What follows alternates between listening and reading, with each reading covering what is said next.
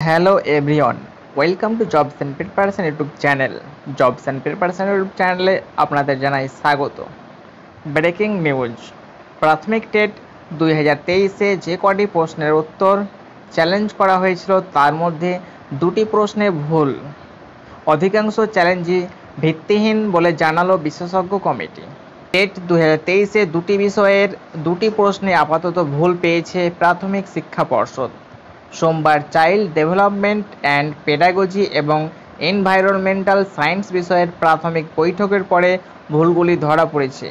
এই নিয়ে আরও বৈঠক হবে, সেক্ষেত্রে আরও কিছু ভুল উঠে আসতে পারে বলে মনে করা হচ্ছে। পর্ষদ 7 মে আদর্শ উত্তরপঞ্জি প্রকাশ করেছিল। 10 মে থেকে 9 জুন এক মাস ধরে প্রার্থীদের চ্যালেঞ্জ জানানোর সুযোগ দেয় পর্ষদ।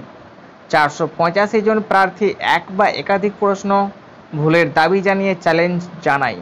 সোমবার এক্সপার্ট কমিটি তার মধ্যে দুটি ভুল আপাতত পেয়েছে, তবে অধিকাংশ চ্যালেঞ্জই ভিত্তিহীন বলে এক্সপার্ট কমিটি জানিয়ে দিয়েছে। সবকটি বিষয়ের বৈঠকের পরে চূড়ান্ত মডেল অ্যান্সার কি বা আদর্শ উত্তরপঞ্জি প্রকাশ করা হবে, তারপরে হবে ফল প্রকাশ। ভুল প্রশ্নের উত্তর দেওয়ার চেষ্টা করলে একজন প্রার্থী পুরো নম্বর পাবেন, তবে আদর্শ উত্তরপঞ্জিতে ভুল থাকলে সঠিক উত্তর লেখা প্রার্থীরাই নম্বর পাবেন। 2017 এবং 2022 সালের প্রাথমিক টেটে প্রশ্ন ভুলের অভিযোগ যাচাইয়ে দুটি বিশ্ববিদ্যালয়কে দিয়ে কমিটি গঠন করা হয়েছিল।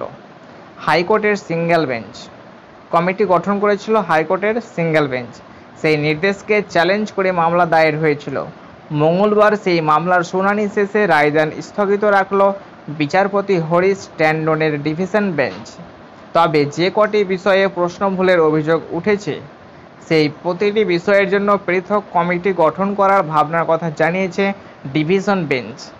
প্রসঙ্গত, পর্ষদের দাবি ছিল এই ধরনের ভুল নির্ধারণের জন্য তাদের বিশেষজ্ঞ কমিটি সবচেয়ে যোগ্য, কারণ তাদের এই অভিজ্ঞতা রয়েছে। সেই কমিটিতেও বিভিন্ন বিশ্ববিদ্যালয়ের অধ্যাপকেরা রয়েছেন।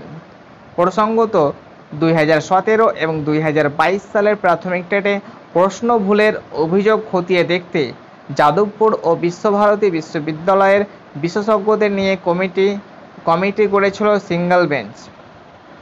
দুই বিশ্ববিদ্যালয়কে রিপোর্টও দেওয়ার নির্দেশ দিয়েছিল আদালত।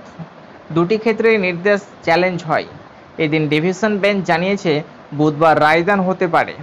উল্লেখ্য, 2017 সালের টেটে বাংলা, পরিবেশ বিজ্ঞানসহ মোট 3 বিষয়ে প্রশ্ন ভুলের অভিযোগ ছিল। সেই সব খতিয়ে দেখে বিশ্বভারতীকে রিপোর্ট পেশ করতে বলা হয়।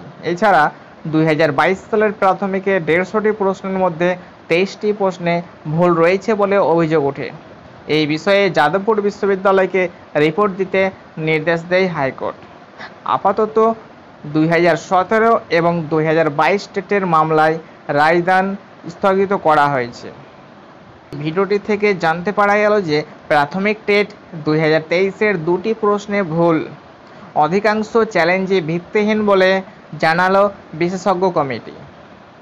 ভিডিওটি কেমন লাগলো অবশ্যই কমেন্ট করে জানান। যদি ভালো লেগে থাকে অবশ্যই একটি লাইক করুন। কোনো প্রশ্ন থেকে থাকলে কমেন্ট করুন। এই ধরনের অথেন্টিক ভিডিও পেতে এবং বিভিন্ন কম্পিটিটিভ এক্সাম প্রিপারেশন নিতে আমাদের চ্যানেলটি সাবস্ক্রাইব করতে ভুলবেন না। দেখা হচ্ছে পরের ভিডিওতে।